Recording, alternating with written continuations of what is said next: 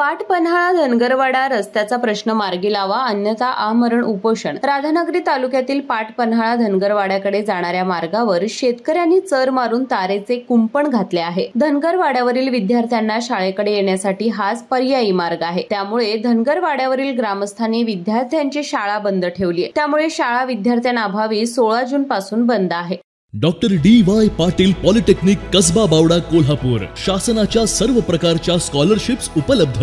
या माध्यमातून विद्यार्थ्यांना 50 ते 100% फी सवलत, अद्ययावत लॅबोरेटरीज, इंटरॅक्टिव्ह पॅनल युक्त क्लासरूम्स, विद्यार्थ्यांसाठी बसची सुविधा, नामवंत कंपन्यांमध्ये नोकरीची संधी। Doctor D Y. Patil polytechnic Kasba Bawada Kolhapur. 25 जून पर्यंत रस्ता खुला करून शाळा सुरू न केल्यास आमरण उपोषण करण्याचा इशारा गट विकास अधिकाऱ्यांकडे ग्रामस्थांनी निवेदनाद्वारे दिला आहे। पाटपन्हाळा धनगरवाड्यावरची शाळा गेली 16 तारखेपासून आज अखेरपर्यंत बंद ठेवण्यात आलेली आहे।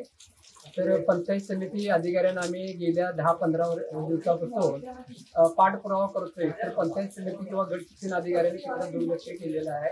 त्याच्यामुळे रस्ता बंद केल्यामुळे धनगरवाड्याची शाळा 16 तारखेपासून आज अखेरपर्यंत बंद झालेले आहे। तेव्हा आम्ही आज गट विकास अधिकारी यांना भेटून निवेदन दिलेलं आहे। ही जर शाळा आणि तो रस्ता जर नाही प्रश्न सुटला तर 25 तारखेपासून धनगर वस्तीतल्या जे 350 लोक आहेत त्या 350 लोक आम्ही आमरण उपोषणासाठी पंचायत समिती राधानगरी इथे 25 तारखेला यायचं ठरवलं आहे आणि तशी आमची तयारी आहे। तर प्रशासनानं त्याच्यात निर्णय घेऊन ती शाळा आणि रस्त्याचा प्रश्न आहे तो लागलीच मार्गी लावावा ही आमची विनंती आहे।